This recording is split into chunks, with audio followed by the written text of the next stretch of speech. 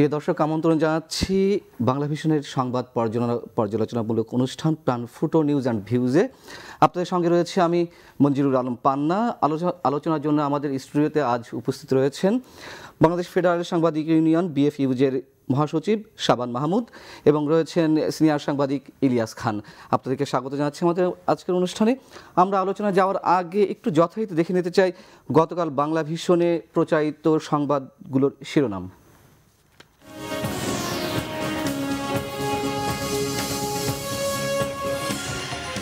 সদস্যের মন্ত্রিসভা নিয়ে শেখ হাসিনা চতুর্থ দফা সরকার গঠন, বঞ্চিতরা দলকে শক্তিশালী করবেন বলেন ওবায়দুল কাদের। সুশাসন নতুন সরকারের বড় চ্যালেঞ্জ বলেন রাজনীতি বিশ্লেষকরা, দুর্নীতি দমনের প্রতিজ্ঞা মন্ত্রীদের।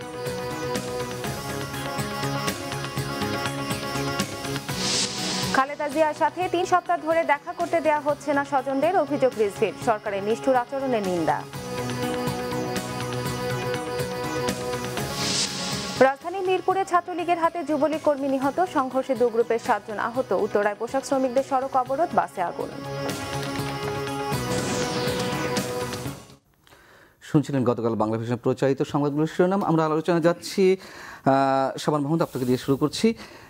যে মন্ত্রিসভা গঠিত হলো প্রধানমন্ত্রীর নেতৃত্বে 47 সদস্য বিশিষ্ট মন্ত্রিসভা, দল বলছি সরকারি দলের সাধারণ সম্পাদক তিনি বলেছিলেন যে এই মন্ত্রিসভায় চমক থাকবে। কেমন চমক মনে হলো আপনার কাছে? আপনাকে ধন্যবাদ। আওয়ামী লীগের সাধারণ সম্পাদক এবং সেতু ও যোগাযোগ মন্ত্রী ওবায়দুল কাদের সাহেব তিনি যে আভাস দিয়েছিলেন যে মন্ত্রিসভায় চমক থাকবে, মন্ত্রিসভা গঠনের পরে এক বাক্যে রাজনীতি সচেতন জনগণ, গণমাধ্যম কর্মী, পেশাজীবী নেতৃবৃন্দ সকলেই স্বীকার করে নিয়েছেন যে এই মন্ত্রিসভায় চমক তারা দেখতে পেরেছেন। চমকটি অনেকভাবেই বিশ্লেষণ হতে পারে, তবে সাধারণ মানুষের আলোচনায় যেটি এসেছে এবং কমন পারসেপশন সেটি হলো এই মন্ত্রিসভায় তুলনামূলকভাবে তারুণ্যের একটি প্রাধান্য আমরা দেখেছি এবং এই মন্ত্রিসভায় ক্লিন ইমেজের অনেক সদস্য ঠাঁই পেয়েছেন এবং প্রথমবার এমপি হয়েও মন্ত্রিসভায় ঠাঁই পেয়েছেন পূর্ণমন্ত্রী, এমন একাধিক মন্ত্রী এবং পূর্ণমন্ত্রীরও দৃষ্টান্ত এখানে আছে।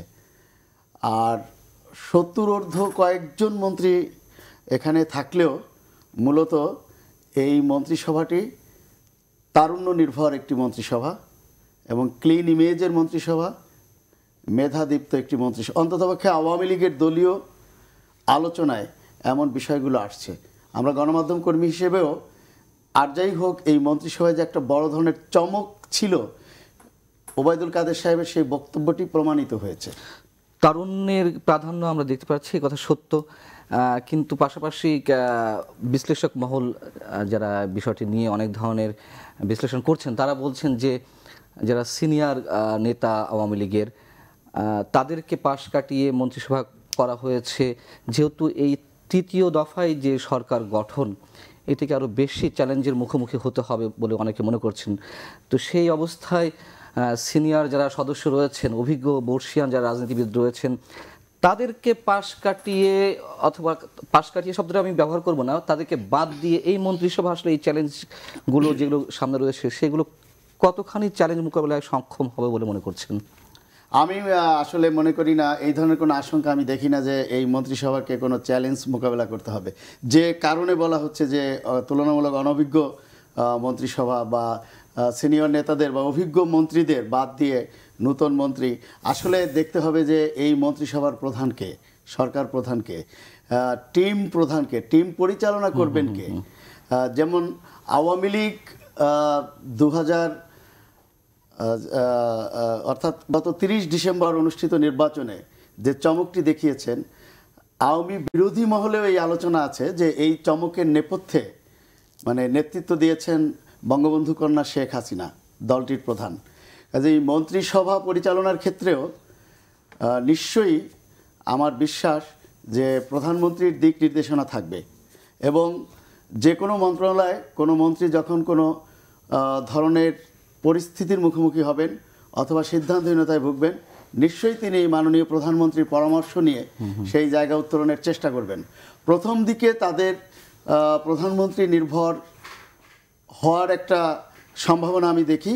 ক্রমাগত তারা এই মন্ত্রিসভা পরিচালনা করতে গিয়ে তারা মানে আমার মনে হয় যে ফিল্ড এক্সপেরিয়েন্স নিয়ে বাকিটা উত্তোলন করতে পারবেন। কারণ মন্ত্রিসভায় যাদেরকে ঠাঁই দেওয়া হয়েছে তারা তুলনামূলকভাবে কেউ কেউ প্রথম মন্ত্রিত্ব পেলেও তাদের রাজনৈতিক জীবন কিন্তু বর্ণাঢ্য এবং ছাত্র জীবনের ব্যাকগ্রাউন্ডটাও বর্ণাঢ্য। তাদের রাজনীতি সচেতন নাগরিক হিসেবেও সুশীল প্রতিনিধি হিসেবে এই সমাজে একটা ব্যাপক পরিচিতি রয়েছে। তাদের নিজ নিজ পেশায় তারা কৃতিত্বের স্বাক্ষর রেখেছেন। এমন নেতৃত্বই বেছে নেওয়া হয়েছে এবারের মন্ত্রিসভায়।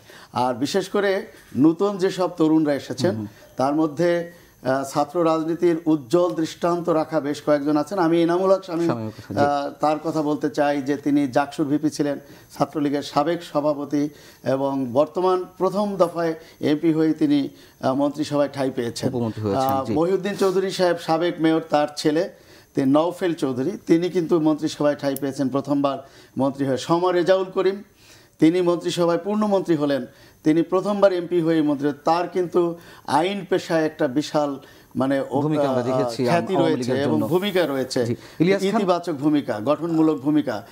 গণতান্ত্রিক রাজনীতিতে প্রত্যেকেরই যার যার জায়গা থেকে একটা অবদান রয়েছে। এবং সবচেয়ে বড় কথা, যাদেরকে মন্ত্রিসভায় ঠাঁই দেওয়া হয়েছে আওয়ামী বিরোধী মহলও অন্ততপক্ষে বিরোধিতা করতে গেলেও এই মন্ত্রিসভার সদস্যদের নিয়ে তাদের রাজনৈতিক ক্যারিয়ার নিয়ে মানে কোনো ধরনের বিতর্ক তুলে দেয়া বা বিতর্ক মানে প্রমাণ করার কোনো ধরনের তথ্য তারা পাবে বলে আমি মনে করি।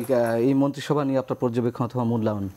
আমি প্রথমত একটু বলে নিই, আমি মন্ত্রিসভাকে স্বাগত জানাই, বাট আমি ব্যক্তিগতভাবে এবং বাংলাদেশের অধিকাংশ মানুষ বিশ্বাস করে যারা আজকে মন্ত্রিসভায় এসেছেন তারা সুষ্ঠু ভোটের মাধ্যমে নির্বাচিত হয়ে আসেননি। এবং এটি কিন্তু বিভিন্ন গণমাধ্যমে বিভিন্নভাবে এসছে, যদিও ঠিক ওইভাবে আসেনি। তারপরে যেহেতু বাস্তবতা এটি যে তারা এখন বাংলাদেশের মন্ত্রী, যদিও তাদের মন্ত্রী হওয়া নিয়ে আমার প্রশ্ন রয়েছে, আমি আগেই বলেছি, শুরুতেই বলেছি। কারণ বাংলাদেশের নির্বাচনের নামে যে ভোট ডাকাতি হয়েছে এটি অস্বীকার করার কোনো উপায় নেই। বাংলাদেশে একটি আসনে একটি কেন্দ্রে সুষ্ঠু ভোট হয়নি আমি মনে করি ব্যক্তি, বাংলাদেশে অনেক মানুষ বিশ্বাস করে। তারপর যেহেতু আপনি বললেন, শাবান মাহমুদ বললেন, নিশ্চয়ই তাদের স্বাগত জানাই। তবে মন্ত্রিসভার সবচেয়ে ভালো দিকটি আমি যেটি মনে করি সেটি হচ্ছে নতুনদের সুযোগ দেওয়া হচ্ছে। বাংলাদেশ কিন্তু একটা রাজনৈতিক, বিশেষ করে আমাদের এই ভূখণ্ডের মানুষ যারা রাজনীতি করেন যাই করুন তারা কিন্তু থামতে জানে না। পলিটিশিয়ান যে একসময় থামতে হয় বা থামার সুযোগ রয়েছে, যেমন দেখবেন যে ভারতের মহাত্মা গান্ধী, তিনি কিন্তু কোনো পদ নেননি, থেমে গেছেন একটা পর্যায়ে, তিনি বুদ্ধি পরামর্শ দিয়েছেন, বাট সুপ্রিম পাওয়ার বা পদ নেওয়ার ওইদিকে কিন্তু যাননি। সেক্ষেত্রে নতুনদের যাদের সুযোগ দেওয়া হয়েছে এটি নিঃসন্দেহে খুব ভালো দিক। কারণ নতুনদের নিয়ে এক্সপেরিমেন্ট করার সুযোগ আছে, তাদের অনেক কিছু করার আছে, তারা ইচ্ছেগুলো করতে পারেন, তাদের এনার্জি আছে। কিন্তু আমরা কিন্তু দীর্ঘদিন ধরে দেখেছি সব সরকার আমলে যে অনেক বয়সী লোক অনেক মন্ত্রী হয়েছেন, অভিজ্ঞতা যেমন আছে আবার নতুন নেতৃত্ব কিন্তু সৃষ্টি করতে হবে। শাবান মাহমুদ যেটি বলেছেন তার সঙ্গে আমি একমত। এই মন্ত্রিসভা অনেকেই আছেন যাদেরকে আমরা বিশ্ববিদ্যালয় জীবন থেকে চিনি, তাদের সঙ্গে তারা রাজনীতি করেছেন, আমরা সাংবাদিকতা করেছি, দেখেছি, যেমন শামীম ভাইয়ের কথা বলেছে, আরও এরকম অনেকে, খালিদ মাহমুদ চৌধুরী তিনি আছেন, 3বার এমপি হলেন। খালিদ মাহমুদ চৌধুরী তারপরে 3বার এমপি হলেন। কিন্তু খালিদ মাহমুদ চৌধুরী সম্পর্কে মানে তার রাজনৈতিক ক্যারিয়ার নিয়ে অবশ্যই রয়েছে। আর বাংলাদেশের বাস্তবতা আমরা জানি যে এখন যে গত বেশ কিছুদিন ধরে দেখছি প্রধানমন্ত্রী যে অসীম ক্ষমতা রয়েছে, তিনি মূলত চালান পুরো ক্যাবিনেট, তার পরামর্শে বা তার ডিসিশনে কিন্তু চূড়ান্ত সিদ্ধান্ত হয়ে থাকে। তো নতুনদের সঙ্গে প্রধানমন্ত্রীর কাজ করা আরও সহজ হবে বলে আমি মনে করি। এবং আওয়ামী লীগের সাধারণ সম্পাদক যেটি বলেছেন, যারা সিনিয়র নেতৃত্ব ছিলেন, তিনি আরেকটি ভালো কাজ করেছেন এই মন্ত্রিসভায়, যে কিছু কি বলা, যেটাকে আমি কীভাবে বলবো, যে কিছু নাম সর্বস্ব দল ছিল যাদের অল্প কিছু ভোট বাংলাদেশে, তারা মন্ত্রিত্ব নিয়ে বাংলাদেশের মানুষকে কথায়, বিরোধী দলকে কথায়, কাজে নানাভাবে অপমান করেছে, তাদেরকে বিদায় করেছেন। এটি একটি অত্যন্ত ভালো কাজ করেছেন বলে মনে করি। এবং আমি আশা করি যে নতুন যাদেরকে দায়িত্ব দেওয়া হয়েছে, এই বিষয়টি আপনার মূল্যায়ন কি, যে তাদেরকে বিদায় দেওয়া হয়েছে, অথবা আপনি মানে স্পেসিফিক্যালি বলতে হয় যে শরিক দল যেগুলো মহাজোটের, তাদের কোনো প্রতিনিধি মানে এখন পর্যন্ত রাখা হয়নি? এটির আওয়ামী লীগ একটি বৃহৎ দল, এই যারা ছিলেন তাদের বাংলাদেশের ওই পয়েন্ট দিয়ে ভোট হিসাব করতে হবে, কিন্তু তারা নানা ধরনের কথা বলে নানা কিছু করে এমপি হয়েছেন, তারা বাংলাদেশের মানুষ কোনোদিন তাদের ভোট দিয়ে আওয়ামী লীগের আনুকূল্য না পেলে তাদের এই দেশে কোনোদিন এমপি হওয়ার সুযোগ ছিল না। তারা হয়েছেন, মন্ত্রী হয়েছেন, মানুষকে তুচ্ছ তাচ্ছিল্য করেছেন, মানুষকে অপমান অপদস্থ করেছেন নানা কথা কাজে। এই জিনিসটা যে তিনি বন্ধ করেছেন, বা এই জিনিসটা যে তিনি মাননীয় প্রধানমন্ত্রী নিশ্চয়ই তার চোখের যায়নি বিষয়গুলো, যে কারণে তারা এদের অনেকে কিন্তু বিরাট স্টলওয়ার্ড, কিন্তু তাদেরকে কিন্তু এবার তিনি মন্ত্রী পরিষদে রাখেননি। আমি ইলিয়াস খানের এই বক্তব্যের সঙ্গে একমত নই, কারণ ইলিয়াস খান তাদেরকে উদ্দেশ্য করে এই কথা বলছেন, কিন্তু আওয়ামী লীগের অনেক হেভিওয়েট মিনিস্টার বা মন্ত্রী গত সরকারে যারা ছিলেন নিশ্চয়ই তারা কটাক্ষ করে তাদেরও তো বাদ দেওয়া হয়েছে। এটি নিশ্চয়ই প্রধানমন্ত্রীর একটি রাজনৈতিক দূরদর্শিতা থেকে তিনি কিভাবে মন্ত্রিসভাটাকে কাজে লাগাবেন আগামী 5 বছর। তিনি দুর্নীতি প্রশ্নে জিরো টলারেন্স ঘোষণা দিয়েছেন। সিনিয়রদের দুর্নীতির কারণে বাদ দেওয়া হয়েছে, সিনিয়রদের দুর্নীতির কারণে বাদ দেওয়া হয়েছে আমি বলবো না, কিন্তু তরুণদের মধ্যে যে তারুণ্য দীপ্ত, এবং এরা তুলনামূলক সারা বিশ্বে কিন্তু তরুণরা উদ্যোগী হয়, এবং প্রধানমন্ত্রী বিশ্বাস করেন যে এবারের যে ভোট বিপ্লব হয়েছে আওয়ামী লীগের পক্ষে এর অধিকাংশ ভোটই কিন্তু তরুণদের। কাজে তিনি তরুণদের মূল্যায়ন করেছেন মেধার ভিত্তিতে। তিনি এমন কোন তরুণকে মন্ত্রিসভায় ঠাঁই দেননি যারা মেধাবী। যেমন সাবেক মন্ত্রিপরিষদ সচিব আলী ইমাম মজুমদার তিনি বলেছেন যে তারুণ্যের জয় অবশ্যই প্রয়োজন, তরুণদেরকে জায়গা ছেড়ে দিতে হবে, কিন্তু তরুণদেরকে একবারে যদি সব জায়গা ছেড়ে দেওয়া হয় তাহলে সেই তরুণরা যে অভিজ্ঞদের কাছ থেকে পরামর্শ নিয়ে বিভিন্ন ধরনের বুদ্ধি নিয়ে এরকম গুরুত্বপূর্ণ মন্ত্রণালয়গুলো পরিচালিত করবে, সেই জায়গাটায় কিছুটা ঘাটতি রয়ে গেছে বলে তিনি মনে করছেন। আলী ইমাম মজুমদারের কথা বলছি আমি। না, তিনি হয়তো আমলাতান্ত্রিক জায়গা থেকে তার মূল্যায়ন করেছেন। এখানে তারুণ্য নির্ভর মন্ত্রিসভায় যাদেরকে আনা হয়েছে আমি আগেও বলেছি, যেমন এনামুল হক শামীম সিম্পলি একটা উপমন্ত্রীর পদ পেয়েছেন, কিন্তু জাহাঙ্গীরনগর বিশ্ববিদ্যালয় পরিচালনা করেছেন আজ থেকে কত বছর আগে। উনি ছাত্রলীগের প্রেসিডেন্ট ছিলেন আজ থেকে আরও 20-22 বছর আগে। বাংলাদেশের ছাত্রলীগের পুরো নেতৃত্ব তিনি দিয়েছেন। তিনি ঢাকা বিশ্ববিদ্যালয়ের ছাত্রলীগের রাজনীতি এবং ছাত্র সংগ্রামের রাজনীতি, ছাত্র সমাজকে তিনি উদ্বুদ্ধ করেছেন তার রাজনৈতিক দিক নির্দেশনায়। আমি একটি উদাহরণ দিলাম। এভাবে মন্ত্রিসভায় নতুন তুলনামূলক তারুণ্য, বাট তাদের অতীত ইতিহাস আছে একেবারে, যে তাদেরকে তারা যে এই এবং কয়েকজন আছে একদম সরাসরি ছাত্রলীগ করে এবং ছাত্রলীগ খুব অ্যাক্টিভ নেতা ছিলেন। এটি কিন্তু খুব ভালো দিক আমাদের বর্তমান যে রাজনৈতিক সংস্কৃতি। আমরা ছাত্র রাজনীতি থেকে উঠে আসা একদম, যেমন ইয়ের কথা বললাম, খালিদ মাহমুদ চৌধুরী আছেন, স্বপন ভাই আছেন। স্বপন ভাই মন্ত্রিসভায় আসেন নাই, না সরি, উনি মন্ত্রিসভায় শামীম ভাই আছেন, আর অনেকে আছেন দেখলাম যে যারা আসলে ডক্টর হাসান মাহমুদ, উনি তো চট্টগ্রাম বিশ্ববিদ্যালয়ের ছাত্রলীগের প্রেসিডেন্ট ছিলেন। ক্যারিয়ার শামীম ভাইয়ের মতো না, বাট উনি তারপরে পাবলিক বিশ্ববিদ্যালয়ের দুঃসময়ে, ছাত্রলীগের দুঃসময়ে তিনি নেতৃত্ব দিয়েছেন, আর একদম যে আমাদের তথ্য মন্ত্রণালয়ের দায়িত্ব পেলেন। একজন যে সিনিয়র নেতাদের আনেননি তা কিন্তু না, আমরা কিন্তু কয়েকজনকে চিনি সিনিয়র নেতা বলে 4-5 জনকে বুঝি যে বাইরে তো আছে।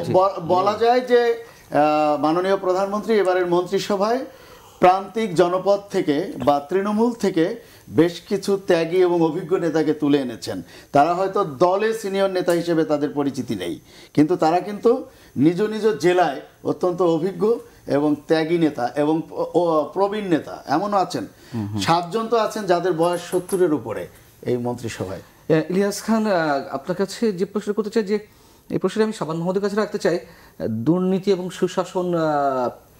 সুশাসন প্রতিষ্ঠা এবং দুর্নীতির বিরুদ্ধে জিরো টলারেন্সের কথা খুব জোরে সোরে উচ্চারিত হচ্ছে মন্ত্রিসভা গঠিত হওয়ার পর থেকে। ইভেন আওয়ামী লীগের নির্বাচনী ইশতেহারও ছিল, ইন্ডিভিজুয়ালি আওয়ামী লীগের নির্বাচনী ইশতেহার ছিল যে সুশাসন উপর জোর দেওয়া হবে এবং দুর্নীতির বিরুদ্ধে জিরো টলারেন্স নীতি অবলম্বন করা হবে। এই মন্ত্রিসভা দিয়ে জিরো টলারেন্স নীতি, দুর্নীতির বিরুদ্ধে যে অবস্থান, সেটি কতখানি বজায় রাখা সম্ভব হবে? না, আমি আশাবাদী হতে চাই যে আসলে দুর্নীতিমুক্ত একটি দেশ গড়া দরকার। বাট আওয়ামী লীগের গত 5 বছরের শাসনামলে বিশেষ করে আমরা যে বড় মাপের দুর্নীতিগুলো দেখেছি, যেখানে ব্যাংকের টাকা নিয়ে গেছে, তারপরে ধরুন শেয়ার বাজার শেষ করে দেওয়া হয়েছে, আগের বারও হয়েছে, এই গতবারও হয়েছে, কারো বিচার হয়নি। বেসিক ব্যাংকের চেয়ারম্যানের বিরুদ্ধে 6 বার পার্লামেন্টে বলা হয়েছে তার বিরুদ্ধে কঠোর ব্যবস্থা নেওয়া হবে, কিন্তু আমরা শুনি যে দুদকে ওনাকে ডাকেন, কিন্তু ওনার কোনো শাস্তি কিন্তু আমরা আজ পর্যন্ত দেখিনি। 4,000-5,000 কোটি টাকা ব্যাংক থেকে নিয়ে যাচ্ছে। আগে যেরকম, যে কথাটা আমি আরও 2-1 বার বলেছি, যে ডাকাত মানুষের বাড়ি গিয়ে টাকা পয়সা ডাকাতি করতো, এখন মানুষ টাকা পয়সা রাখে ব্যাংকে, ডাকাতের মতো সেগুলো নিয়ে যাচ্ছে। এই বড় বড় যে দুর্নীতিগুলো, যেমন একটি প্রজেক্ট ধরলে এটা ঠিক আছে, বাস্তবতা কিছু আছে, প্রোডাক্টের দাম বাট 5 টাকা দিয়ে শুরু করে এটা যখন শেষের দিকে যায় সেটি 20, 25, 30 টাকা হচ্ছে। তো এগুলো যে হচ্ছে, যদি সবাই আন্তরিক হয় এটা কমানো সম্ভব। কিন্তু আমাদের এখানে যেভাবে মানে কি বলা যায় যে সুপার বড় পাওয়ারদের পৃষ্ঠপোষকতায় যেভাবে দুর্নীতি হচ্ছে, যেমন ধরুন আপনি শেয়ার বাজারের তদন্ত রিপোর্টে সেই রিপোর্টটা প্রকাশ করা হয়নি, অথচ আমরা জানি যে বহু মানুষ জীবনের শেষ সঞ্চয় শেয়ার বাজারে কি বলা যায় বিনিয়োগ করেছিল, অনেক আত্মহত্যা করেছে, অনেক পরিবার রাস্তায় পড়ে গেছে, কিন্তু কারো কিন্তু একজনের বিচার কিন্তু আমরা দেখিনি। আমরা দুইটা ছিটে ফেটা শুনেছি যে অমুকের বিচার হচ্ছে, অমুকের বিচার দুর্নীতি হচ্ছে। যেমন হয়েছে এই কথা অবশ্যই যেমন সত্য, পাশাপাশি এটাও তো সত্য যে পরপর 5 বারের দুর্নীতির চ্যাম্পিয়ন থেকে আমরা সেই কলঙ্কের জায়গা থেকে এগুলি আমাদের এখানে কাগজে পত্রে থাকে আসলে। আপনি ধরেন আগে লাস্ট ছিলেন দুর্নীতিতে, ধরুন 200 নম্বর 1 নম্বরে ছিলেন, এখন আপনি 3 নম্বরে আসলেন, 2 ধাপ উপরে উঠলেন, এগুলি কোনো মেজর চেঞ্জ কিন্তু আসলে না। এগুলো কিন্তু আমাদের বুঝতে হবে। বাট দিস টাইম আমরা কিন্তু বড় বড় বিসমিল্লাহ গ্রুপ, কি গ্রুপের নাম আছে যেন, এক ব্যাংক থেকে 4,000 কোটি টাকা, 5,000 কোটি টাকা হলমার্কস, তারপর পুরো শেয়ার বাজার লুট করে ফেলা হলো, বেসিক ব্যাংক শেষ করে ফেলা হলো, জনতা ব্যাংকের টাকা নিয়ে যাওয়া হলো, কোনো বিচার কিন্তু হয়নি এগুলির। আমরা কিন্তু বড় লার্জ স্কেলে কোনো বিচার দেখিনি। তো এগুলো যদি, এবং এগুলোর বিচার যে কেন হয় না, হাজার হাজার আপনি আমি ব্যাংক থেকে যদি 5 লাখ টাকা লোন নিই, এটি যে না দিতে পারলে আমাদের কিন্তু বিচার হবে, কিন্তু যারা হাজার হাজার কোটি টাকা লোপাট করছে, নিয়ে যাচ্ছে, একজন কৃষক কৃষি ঋণ দিচ্ছে 30,000 টাকা, তাকে কিন্তু হাত বেঁধে নিয়ে আসা হচ্ছে, কিন্তু যারা এই ব্যাংকগুলো খেয়ে ফেলছে তাদের কিন্তু কোনো দৃশ্যমান কোনো বিচার আমরা কিন্তু দেখিনি।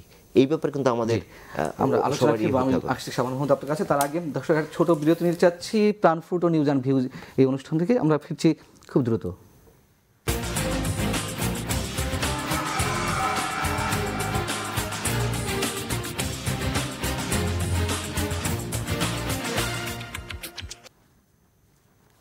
দর্শক আরেকবার স্বাগত জানাচ্ছি প্রাণ ফ্রুট ও নিউজ অ্যান্ড ভিউজে। সাংবাদিক শাবান মাহমুদ, যে প্রশ্ন ছিল যে দুর্নীতির বিরুদ্ধে যে জিরো টলারেন্স নীতি অবলম্বনের কথা, আমি বিশ্বাস করি যে বঙ্গবন্ধু কন্যা মাননীয় প্রধানমন্ত্রী তিনি যে প্রতিশ্রুতি দিয়েছেন নির্বাচনী ইস্তেহারে বলেছেন এবং দেশবাসীকে আশ্বস্ত করার চেষ্টা করেছেন নির্বাচনের আগে, আমার বিশ্বাস যে তিনি এখানে সফল হবেন। কেন হবেন? আমার যুক্তিটা হলো, মাননীয় প্রধানমন্ত্রী পরপর 3 বার প্রধানমন্ত্রী হলেন, এর আগে একবার হয়েছেন। উপমহাদেশে কিন্তু এই ধরনের নজির এমনকি সারা বিশ্বে আছে বলে আমার জানা নেই। কারণ মার্গারেট থেচার 3 বার হয়েছেন সত্য, ইন্দিরা গান্ধী একাধিকবার 4 বার হয়েছেন, কিন্তু ধারাবাহিকতা কিন্তু রক্ষা করতে পারেননি। মাননীয় প্রধানমন্ত্রী পরপর হলেন, বঙ্গবন্ধুর কন্যা হিসেবে তার একটা সারা বিশ্বে কিন্তু পরিচিতি আছে। আরো কয়েকটি রেকর্ড করেছেন এর মধ্যে, পরপর 3 বারের, পরপর না সব মিলে 3 বারের গৃহদলীয় নেত্রী। হ্যাঁ, 30 বছর ধরে আওয়ামী লীগের মতো সংগঠন, আমি সরকারের পার্টি বললাম, হ্যাঁ, সেই জায়গায় ওনার নিজের জন্য প্রধানমন্ত্রী হওয়াটা যতটা না জরুরি ছিল, দেশের উন্নয়নের ধারাবাহিকতা রক্ষার স্বার্থে মাননীয় প্রধানমন্ত্রীকে এবার প্রধানমন্ত্রী হতে হবে এমন একটি আস্থা জনগণের ছিল কিন্তু তার উপর। ভোটের রেজাল্টে চিত্রতে কিন্তু আমরা তাই দেখি। কাজেই তিনি চাইবেন যে ইতিহাসে অমর হয়ে থাকতে, একটা স্মরণীয় ব্যক্তিত্ব। তিনি অলরেডি বিশ্ব নেতায় আবির্ভূত হয়েছেন, পরিণত হয়েছেন। সারা বিশ্বে কিন্তু তিনি, বাংলাদেশ কিন্তু আমাদের প্রিয় দেশ, বাট ভৌগোলিক বিবেচনায় বাংলাদেশ একটি ছোট্ট দেশ, কিন্তু আমাদের কাছে এটি অত্যন্ত প্রাণের চেয়ে প্রিয় দেশ। তো এই দেশের প্রধানমন্ত্রী সারা বিশ্বে এতটা নন্দিত, পরিচিত এবং গ্রহণযোগ্য হওয়ার কিন্তু কথা না। তিনি তার ব্যতিক্রম একটি দক্ষতা, পারফরমেন্স এবং মানবতাবাদী চরিত্রের কারণে কিন্তু এই জায়গায় আসছেন। বিশেষ করে বিশ্বব্যাপী তিনি সন্ত্রাসের বিরুদ্ধে জিরো টলারেন্স এটি প্রমাণ করতে সক্ষম হয়েছেন। তিনি অসাম্প্রদায়িক চেতনার রাজনীতিতে দৃষ্টান্ত হয়েছেন। হ্যাঁ, মাঝখানে ইলিয়াস খান যেটি বলেছিল, ব্যাংকের দুর্নীতি, শেয়ার বাজারের কেলেঙ্কারি, আমি এই জায়গায় কোনোভাবেই অস্বীকার করব না, কিন্তু এর জন্য মাননীয় প্রধানমন্ত্রীকে তো আর এককভাবে দায়ী করা যায় না। তিনি যাদের উপরে আস্থা রেখেছিলেন বা দায়িত্ব দিয়েছিলেন, তারা দায়িত্ব অবহেলা করেছে। তারা প্রধানমন্ত্রীর সঙ্গে আমি মনে করি যে এক ধরনের বিশ্বাসঘাতকতা করেছে। তা আমি বিশ্বাস করি যে মাননীয় প্রধানমন্ত্রী এবার যে মহৎ উদ্দেশ্য নিয়ে এই মন্ত্রিসভা সাজিয়েছেন এবং মন্ত্রিসভার যে চেহারাটা আমরা দেখলাম, পুরো জাতি দেখছে, তাদের কাছেও প্রত্যাশার মাত্রাটা বেড়ে গেছে। প্রধানমন্ত্রী শক্ত হাতে এগুলো আমার মনে হয় যে পরিচালনা করবেন এবং তার সেই মহৎ উদ্দেশ্য আছে বলে আমরা বিশ্বাস, আমি না, পুরো দেশবাসী বিশ্বাস করে। যে কারণে মানে প্রধানমন্ত্রী তার দল এবং তার জোটকে এবার প্রায় 280 আসনের কাছাকাছি জায়গায় নির্বাচিত করতে সক্ষম হয়েছেন। 288 আসন, 278টি পেয়েছেন, এককভাবে 257টি। হ্যাঁ, কাজেই আমার ন্যূনতম সন্দেহ নেই। তারপরেও আগামী 5 বছর সারা এই দেশে কি পরিবর্তিত পরিস্থিতি হবে, কি পরিবেশ, একটি অনুকূল পরিবেশও তো লাগবে। মাননীয় প্রধানমন্ত্রীর স্বপ্ন আছে, স্বপ্ন বঙ্গবন্ধুরও তো স্বপ্ন ছিল যে তিনি সোনার বাংলা বানাবেন, কিন্তু ষড়যন্ত্রকারীরা, চক্রান্তকারীরা তো সেটি করতে দেননি। এখন মাননীয় প্রধানমন্ত্রীর স্বপ্ন নিয়ে কিন্তু কারো কোনো সন্দেহ নেই, সংশয় নেই। এখন এই স্বপ্নটা বাস্তবায়নের ক্ষেত্রে যদি চক্রান্তকারী, ষড়যন্ত্রকারী, বিরোধী মহল তারা যদি একেবারে মানে একজোট হয়ে সরকারকে বিভ্রান্ত না করে, সরকারকে বাধাগ্রস্ত করার চেষ্টা না করে, বোমাবাজি না করে, আগুন সন্ত্রাস না করে, তারপর জঙ্গিবাদের আবার আগ্রাসনের দিকে তারা যদি না যায়, তারা যদি এই দেশটাকে ভালোবাসে, এই দেশটাকে অন্তত পার্শ্ববর্তী পাকিস্তানের জায়গায় নিতে না চায়, তাহলে তো সম্ভব আমি মনে করি। সাংবাদিক ইলিয়াস খান, আমরা বারবার বলছি এটা সত্য কথা যে ছাত্র অবস্থা থেকে যারা উঠে আসছে নেতৃত্ব পর্যায়ে তাদেরকে যেমন স্থান দেওয়া হয়েছে, পাশাপাশি এটাও সত্য কথা যে এই মন্ত্রিসভা কিন্তু ব্যবসায়ীরা যথেষ্ট আকারে স্থান পেয়েছেন। তো তাদের কাছ থেকে আমরা রাজনৈতিক মনোভাব সুলভ আচরণ বা দৃষ্টিভঙ্গি বা কর্মকাণ্ডে কতটুকু প্রতিফলিত না, এটা তো যদি আমি মোটা দাগে বলি, একজন পলিটিশিয়ানের কাছ থেকে আপনি যেভাবে দেশের প্রতি মমতা, আন্তরিকতা, সার্ভিস পাবেন, একজন ব্যবসায়ীর কাছ থেকে আপনি সেটা পাবেন না। কিন্তু বাংলাদেশের বাস্তবতা হচ্ছে বড় দলগুলোতে নমিনেশনের ক্ষেত্রে ব্যবসায়ীর এখন আগে যেমন ধরুন বিশেষ করে অ্যাডভোকেটরা কিন্তু একটা বিরাট অংশ থাকতেন, এখন কিন্তু সেই প্রবণতা চলে গেছে। কারণ এখন ব্যবসায়ীরা আগে পার্টিকে চাঁদা দিত, এখন নিজেরাই নির্বাচন করছেন এবং দুই দলেই বড়, বিশেষ করে আওয়ামী লীগ এবং বিএনপি দুই দলেই কিন্তু বড় বড় কি নমিনেশনের ক্ষেত্রে আমি একটু খোলাসা করেই বলি, ম্যাক্সিমাম ক্ষেত্রে কার কত টাকা আছে বা কার কি পজিশন, বিশেষ করে আর্থিক দিক থেকে সেটি কিন্তু বিবেচনা করা হয়েছে। কারণ আমাদের রাজনীতির প্যাটার্নটাই আসলে চেঞ্জ হয়ে গেছে। গত কয়েকটি জাতীয় নির্বাচনে ধারাবাহিকভাবেই সংখ্যানুপাতের দিক থেকে ব্যবসায়ীদের আধিক্যতা আমি আশা করব যে কেমন করবে সেই প্রশ্নে না গিয়ে যে যারা ব্যবসায়িক, যারা এবার পার্লামেন্টে এসছেন, অনেকে মন্ত্রী হয়েছেন, আশা করি এই দেশটাকে ভালোবেসে ব্যবসায়িক দৃষ্টিভঙ্গিতে না গিয়ে দেশের যাতে কল্যাণ হয়, কোন জিনিসটা পাস করলে আমার ব্যবসার উপকার হবে, ব্যবসায়ীভাবে আমি বেশি লাভবান হব, সেদিকে না দেখে দেশের প্রতি কমিটমেন্ট। কারণ দ্বন্দ্ব, ফ্যাসাদ যাই হোক, দেশটা কিন্তু আমাদের সকলের, এটা কিন্তু আমাদের মনে রাখতে হবে। আমি যদি ঢাকা শহর ভালোভাবে গড়ে তুলতে পারি, আমি কিন্তু ভালোভাবে চলতে পারবো। আমার 1000 কোটি টাকা থাকুক, কিন্তু এই আমাদের দেশটা যদি ভালো না হয়, আমি যত বড় ব্যবসায়ী হই, আমি ইলিয়াস খানের সঙ্গে আরেকটু আশাব্যঞ্জক জায়গা থেকে আরেকটু সাপ্লিমেন্ট করতে চাই।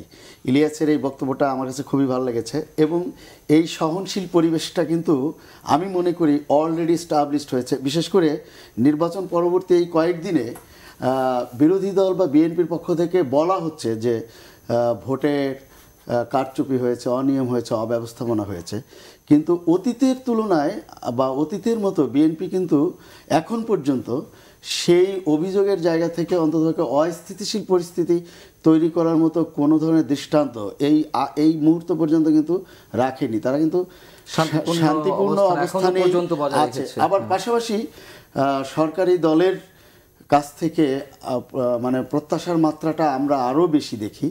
মাননীয় প্রধানমন্ত্রী কিন্তু, অর্থাৎ আওয়ামী লীগ সভানেত্রী, এই ল্যান্ডস্লাইড ভিক্টোরির পরেও তিনি কিন্তু তার দলের প্রতি নির্দেশনা দিয়েছেন যে কোনো ধরনের বিজয় মিছিল হবে না। এই যে পারস্পরিক সহ অবস্থান, এই অবস্থানটা কিন্তু বলে দিচ্ছে যে বাংলাদেশে আমরা যা প্রত্যাশা করি বা করছি, যে একটি স্বপ্নের বাংলাদেশ, একটি উন্নত বাংলাদেশ, একটি সংঘাতবিহীন বাংলাদেশ এবং সংঘাতবিহীন রাজনীতি এবং রাজনৈতিক পরিবেশ, আমরা কিন্তু সেটাই সেই জায়গার দিকে, সেই লক্ষ্যে আমরা কিন্তু এগুচ্ছে। এটা কিন্তু মানে এই মন্ত্রিসভায় একটি বিষয় উল্লেখ না করলেই নয়, খাদ্যমন্ত্রী সাধু মজুমদার, যিনি একেবারে ইউনিয়ন পরিষদ চেয়ারম্যান থেকে শুরু করে উপজেলা পরিষদ চেয়ারম্যান, তারপরে হ্যাঁ, এবং পরবর্তীতে মহামন্ত্রী, এইটা আসলে একটু মানে যেমন আমি অভিভূত যে একেবারে তৃণমূল পর্যায় থেকে বাংলাদেশে একজন রাষ্ট্রপতির ক্ষেত্রেও সাবেক এই উদাহরণ আছে যে তিনি এরকম স্থানীয় প্রতিনিধি থেকে শুরু করে মহামান্য রাষ্ট্রপতি পর্যন্ত তিনি ক্রমান্বয়ে হয়েছিলেন, এটি তার রাজনৈতিক ক্যারিয়ারের, বর্ণাঢ্য ক্যারিয়ারের তার ক্যারিসমেটিক লিডারশিপ প্রমাণ করে এবং তার ত্যাগ মহিমা সেগুলোই কিন্তু প্রমাণিত হয়। গত সরকারে মন্ত্রিসভায় আমি যদি নাম মেনশন করে বলি, অর্থাৎ 2009-এর যে মন্ত্রিসভাটি, সেখানে সিরাজগঞ্জ থেকে যিনি এসেছিলেন আব্দুল লতিফ বিশ্বাস, তিনিও কিন্তু এরকম ইউনিয়ন পরিষদের চেয়ারম্যান থেকে মন্ত্রী পর্যন্ত হয়েছিলেন। বর্তমান মন্ত্রিসভায় অর্থাৎ আজকে শপথ নিলেন একজন পূর্ণমন্ত্রী, সমাজ কল্যাণ মন্ত্রণালয়ের দায়িত্বে নিয়োজিত মন্ত্রী, তিনিও কিন্তু এই উপজেলা চেয়ারম্যান নির্বাচিত হয়েছিলেন। তারপরে এখন তিনি এমপি হয়ে গত টার্মে প্রতিমন্ত্রী ছিলেন, এবার মন্ত্রিত্ব পেলেন। তা এটি কিন্তু আমাদের বাংলাদেশের রাজনৈতিক প্রেক্ষাপটে এই উদাহরণ বা দৃষ্টান্ত নতুন নয়, এটি আছে। সাংবাদিক ইলিয়াস খান, সুশাসনে আমরা দুর্নীতি নিয়ে আলোচনা করছিলাম। প্রত্যেকটা প্রতিষ্ঠানে, আমি ছোট জায়গা থেকে শুরু করি একেবারে মন্ত্রণালয় পর্যন্ত, সুশাসনের বিষয়টি আমরা কতখানি আশা করতে পারি? সুশাসনে একটি সংকট হবে, কারণ আমি বলি, হয়তো যারা এই অনুষ্ঠান দেখছেন অনেকে রুষ্ট হবেন, অনেকে প্রীত হবেন। এবারে যেভাবে নির্বাচনটি হয়েছে, আমি ব্যক্তিগতভাবে যতটুকু জানি একজন সংবাদকর্মী হিসেবে, সুশাসন ধরুন এবারে নির্বাচনে আইনশৃঙ্খলা রক্ষাকারী বাহিনী, প্রশাসন, আরও অনেক বাহিনী আছে, আমি এর নাম বলতে চাচ্ছি না, এরা সম্মিলিতভাবে একটি নির্বাচন করেছে সরকারের। তারা রাষ্ট্রের দায়িত্ব পালন না করে একটি দলের দায়িত্ব পালন করেছে। আমি ব্যক্তিগতভাবে মনে করি এর প্রভাব কিন্তু সব জায়গায় পড়বে। দেখবেন ধরুন একজন এমপি যিনি নির্বাচিত হয়ে এসেছেন, যেমন আমি একটাই আসনের কথা বলি, সেখানে 25টি আসনে ধানের শীষে একটি ভোট পায়নি। বরিশাল 1 আসনে 25টি সেন্টারে একটি ভোট ধানের শীষ পায়নি। তো এই সুযোগ কারা করে দিয়েছে? পুলিশ এবং প্রশাসনে যারা আছেন তারা কিন্তু স্থানীয় জনপ্রতিনিধি যদি অত ক্ষমতাধর না হন, তিনি যেসব ডিসিশন নিতে যাবেন তারা কিন্তু বাধা দিবেন যে তোমার যোগ্যতা এমপি হও না, আমাদের যোগ্যতা, আমাদের পারফরমেন্স এখন এমপি হয়েছে। এটি কিন্তু একটা বিরাট গ্যাপ সৃষ্টি করবে, যে প্রশাসনের উপর যে নিয়ন্ত্রণ জনপ্রতিনিধিদের বা আইনশৃঙ্খলা রক্ষা বাহিনীর উপর যে নিয়ন্ত্রণ কি বলে যে জনপ্রতিনিধির, সেটি কিন্তু ভেঙে পড়বে বলে আশঙ্কা করছে। এবং এই গত 4-5 দিন ধরে কিন্তু অনেক দৃশ্য আমরা দেখছি, অনেক জায়গায় লাশ পাওয়া যাচ্ছে। আজকে একটু আগে আমি দেখে আসলাম। হ্যাঁ, এটি কিন্তু একটা খারাপ লক্ষণ। তা আমি আশা করতে চাই, আমি আশাবাদী হতে চাই যে যারা নির্বাচিত হয়েছেন তারা যেন নিয়ন্ত্রণ প্রতিষ্ঠা করতে পারেন, কারণ তারা কিন্তু নানা প্রশ্নের সম্মুখীন হবেন। কারণ আপনি বিশেষ করে গ্রাম অঞ্চলে যদি আইন শৃঙ্খলা রক্ষা করতে হয়, সেখানে কিন্তু পুলিশ বাহিনীর একটা বিরাট ভূমিকা রয়েছে। কিন্তু সেক্ষেত্রে যারা জনপ্রতিনিধি তারা কতটা নিয়ন্ত্রণ রাখতে পারবেন, তারপর যেন প্রশাসন যে কথা বললাম, সেই বিষয় নিয়ে আমার একটা উদ্বেগ আছে। আসলে আমি সাংবাদিক শাহ মাহমুদ 1 মিনিট আপনাকে জানতে চাই যে মহাজোটের শরিক যে দলগুলো রয়েছে, যদিও আওয়ামী লীগের সাধারণ সম্পাদক বলেছেন যে এটি সর্বশেষ নয়, মন্ত্রিসভা রিসাফেলও হতে পারে, এটা আবার সম্প্রসারণও হতে পারে। তো এক্ষেত্রে মহাজোটের অভ্যন্তরীণ কোনো সংকট তৈরি হবে কিনা? এখনো পর্যন্ত যে শরিক দলগুলোর ভিতর থেকে কোনো প্রতিনিধি রাখা হয়নি, তাতে কোনো সংকট তৈরি হবে কিনা? মহাজোটের শরিক দলে যারা আছেন, আওয়ামী লীগের নেতৃত্বাধীন মহাজোটের শরিক দলে, তাদের কিন্তু একটা গণতান্ত্রিক রাজনৈতিক সংস্কৃতি আছে প্রত্যেকটা দলের। তারা প্রগতিশীল রাজনীতি করেন, অসাম্প্রদায়িক চেতনার রাজনীতি করেন। তাদের মূল লক্ষ্য বাংলাদেশে অসাম্প্রদায়িক চেতনার রাজনীতিকে প্রতিষ্ঠিত করা, গণতান্ত্রিক রাজনীতিকে স্থায়ী রূপ দেয়া। তো এই জায়গাগুলোতে তো তাদের যে চাহিদা, সেই চাহিদা পূরণের ক্ষেত্রে কোনো ঘাটতি নেই। আর নিশ্চয়ই আমি জানি না, আওয়ামী লীগের পক্ষ থেকে তো মহাজোটের সঙ্গে যখন জোট করা হয়েছে, সরকার গঠন করা হয়েছে, বা গত 5 বছর 10 বছর একসঙ্গে তারা পথ চলেছে, কোনো জায়গায় আওয়ামী লীগ তো নিশ্চয়ই এমন কোনো প্রতিশ্রুতি মহাজোটের শরিক দলকে দেননি যে ক্ষমতায় গেলে তারা সরকারে তাদেরকে শরিক করবেন। তারা তো নির্বাচনী জোট এবং রাজপথের শরিক দল। সেক্ষেত্রে সংকট তৈরি হবে বলে আমি মনে করি। এবং তাদের মূল্যায়ন কিন্তু যথার্থ মূল্যায়ন কিন্তু গত সরকারের আমলে হয়েছে। তারা যদি মনে করেন যে তাদেরকে মন্ত্রিসভায় রাখা হয়নি, তাহলে আওয়ামী লীগের অনেক আওয়ামী লীগের জন্মলগ্নের ইতিহাস থেকে যারা এই দলে নেতৃত্ব দিয়ে আসছেন, তোফায়েল আহমেদ, আমির হোসেন, একাধিক নেতা আছেন যারা মন্ত্রিসভায় বাদ পড়েছেন। সাংবাদিক ইলিয়াস খান, আপনার শেষ মন্তব্য। না, সামান্য যেটা বললেন তার সাথে আমি এই অর্থে একমত। যারা শরিক ছিলেন বা আছেন এখনো, তাদেরকে অনেক মূল্যায়ন করা হয়েছে। এখন কন্টিনিউ তো মূল্যায়ন করা সম্ভব না। বাংলাদেশের যারা পার্লামেন্টে যারা জিতে সবাই তো মন্ত্রী হবেন না। মন্ত্রী হওয়ার তো একটা নির্দিষ্ট সীমা আছে, 50 বা 60, 300 জনকে তো আর মন্ত্রী বানানো যাবে না একসঙ্গে, তাই না? তো সুতরাং যারা শরিক দলে যারা রাজনৈতিক আছেন, আদর্শবোধ থেকে সবাইকে এগিয়ে যেতে হবে। জি। যে অনেক ধন্যবাদ সাংবাদিক ইলিয়াস খান, ধন্যবাদ সাংবাদিক শাবান মাহমুদ। দর্শক, প্রাণ ফ্রুট ও নিউজ অ্যান্ড ভিউজ আজ এ পর্যন্তই। আপনারা সবাই ভালো থাকুন, নিরাপদে থাকুন। শুভরাত্রি।